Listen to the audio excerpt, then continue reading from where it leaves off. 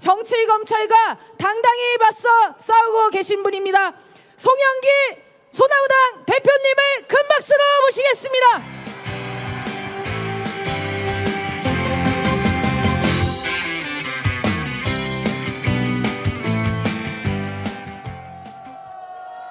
감사합니다.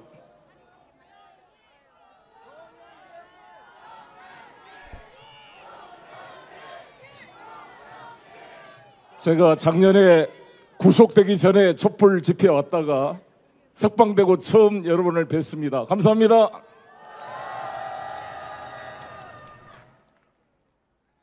(165일) 동안 감옥에 있었습니다. 매일 밤 108배를 하면서 윤석열 정권 타도와 민주주의를 염원하고 여러분과 마음을 함께 했습니다. 오늘은 10월 26일, 엊그제는 10월 17일. 존경하는 국민 여러분 기억하실 것입니다. 1972년, 지금으로부터 54년 전입니까? 박정희 정권이 유신을 선포했던 날입니다.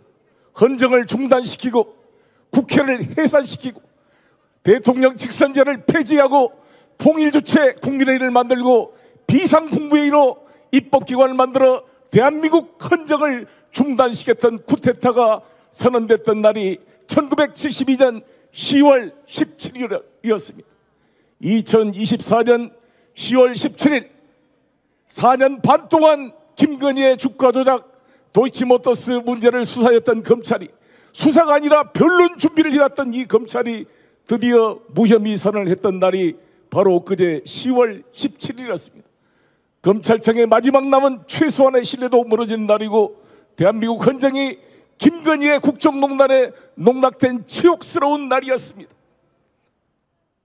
민주당이 검찰을 탄핵하다니까 수많은 검사들이 자신들의 내부 게시판 2%에 나부터 탄핵이라고 마치 자기들이 모라된 애국열사처럼 나섰지만 이 부끄러운 이 도이치모터스 김건희에 대한 무혐의 처분에 2300명 검사 중에 임은정 검사 한 명 빼놓고 단 한 사람도 한마디 말도 못하고 숨을 죽이고 있습니다.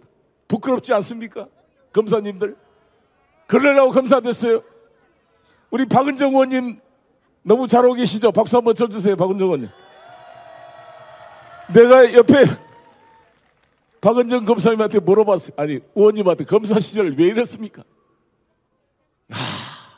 정말 이래가지고 청운의 뜻을 품고 불의의 어둠을 걷어내는 용기 있는 검사가 되겠다고 선서를 했단 말입니까? 이 불쌍하고 초라한 검사님들.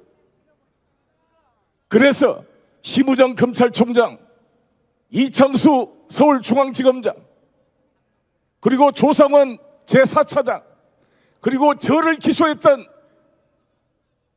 최재훈 서울중앙지검 반부패 수사 2부장 즉각 탄핵 소추해야 되지 않겠습니까? 특검법은 통과시킵시다. 한동훈이 본인의 책임이에요. 여기서 한동훈 물러서는 정치적 사망입니다.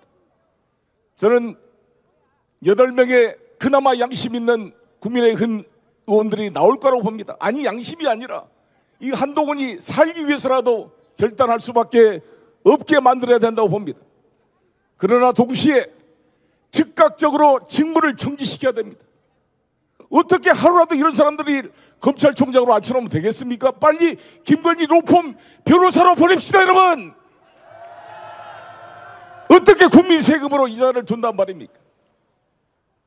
오늘은 10월 26일입니다 1909년 10월 26일 하얼빈에서 1879년생 30살의 청년 안중근이 육혈포 권총을 가슴에 안고 두근거린 가슴으로 이토 히로부미의 기차역 도착을 기다리고 있었습니다. 코코체프 러시아 재무장관과 회담을 마치고 러시아 병사들이 삼엄하게 경비하고 있는 그 순간에 그 떨리는 긴장 속에 7발의 총알을 든 권총을 들고 기다렸던 안중근을 생각합니다. 대한독립의군 참모장 안중근, 이토 히로부미를 정확히 3발 쏘아 명중시키고 나머지 4발도 주변을 쏘아서 7발 전원을 명중시켜서 당시 일본 검사의 기소장을 보면, 논거록을 보면 안중근은 백발백중의 명사수라고 기재하고 있습니다. 마지막에 3월 26일 여son 감옥에서 돌아가시기 전에 안중근이 최후법정에서 이렇게 이야기했습니다.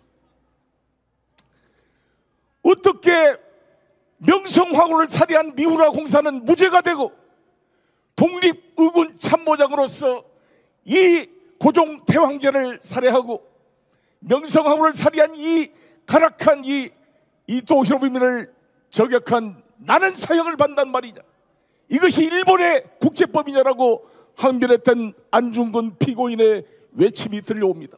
미우라는 무죄고 자기는 사형. 이러한 현실이 해방된 이 대한민국 2024년에 다시 재현되고 있는 거 아닙니까, 여러분? 맞습니까? 어떻게 최수근 상병의 억울한 죽음을 밝히라고 철저히 수사했던 박정훈 대령을 구속영장을 청구하고 기소해서 지금까지 핍박하고 있고, 임수근은 무혐의, 이종섭은 호주 대사로 그 주변인들을 전부 출세하고, 우리 해병 전우에 박수 한번 쳐주세요. 정말 너무 고맙습니다. 이 해병 전우회와 싸우는 이런 미친 정권이 있었습니까? 보수 정권이. 명품 가방을 지적했던 최재형 목사는 기소하고,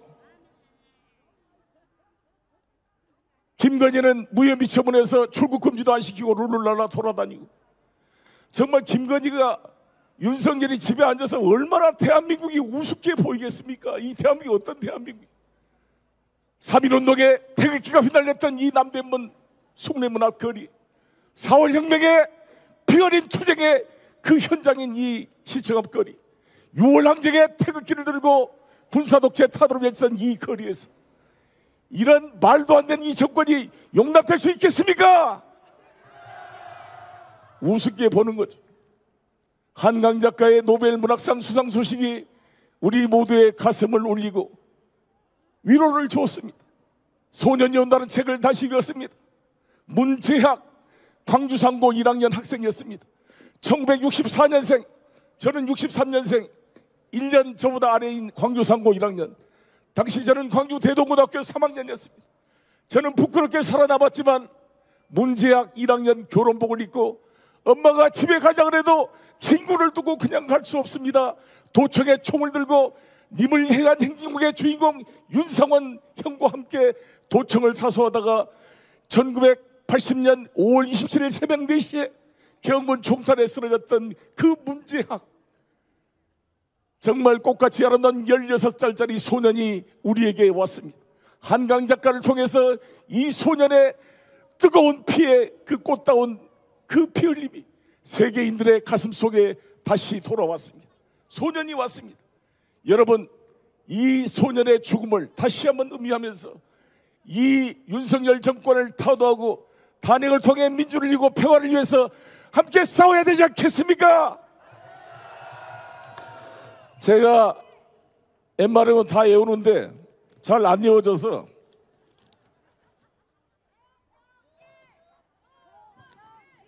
소년이 온다 노벨 문학상 작품 한 구절만 읽겠습니다. 번역된 글이 아니라 우리 대한민국 글로 노벨 문학상 수상자의 책을 읽을 시대가 되었습니다. 여러분, 소년이 온다. 군인들이 쏴 죽인 사람들의 시신을 리어카에 실어 앞세우고 수십만의 사람들과 함께 총구 앞에 섰던 날, 느닷없이 발견한 내 안의 깨끗한 무엇에 나는 놀랐습니다. 더 이상 두렵지 않다는 느낌, 지금 죽어도 좋다는 느낌, 수십만 사람들의 피가 모여 거대한 혈관을 이룬 것 같은 생생한 느낌을 기억합니다. 그 혈관에 흐르며 고동치는 세상에서 가장 거대하고 숭고한 심장의 맥박을 나는 느꼈습니다. 감히 내가 그것의 일부가 되었다고 느꼈습니다. 촛불 시민 여러분, 문재학 소년의 심장의 혈맥의 고동이 느껴지십니까? 그렇습니다. 우리는 이길 수 있습니다. 윤석열, 김건희 정권이 독재를 넘어서 불장난을 쳐서 한반도의 평화가 위태로워지고 있습니다. 우리 여기 최광철 케이팩 대표가 와 계십니다만 미국의 상하 하원 여야 의원들이 50명이 한반도 평화 법안을 제출했습니다. 11월 5일 누가 대통령이 될지 모르지만 총력을 통해 이 윤석열 정권을 고립시켜내고 전쟁의 불장난을 막기 위해서 하루라도 빨리 윤석열을 탄핵합시다. 여러분,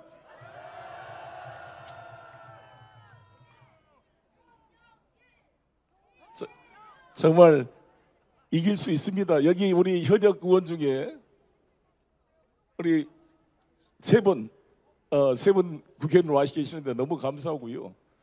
저도 반성하는 게, 저도 배지 달고 있을 때 계속 이 거리의 시민과 간격을 두고 조금씩 눈치 보고 이런 일들이 많습니다. 그게 소위 말한 여러 가지 역풍 계산 이런 것 때문에 그렇습니다만 두려워할 필요가 없습니다.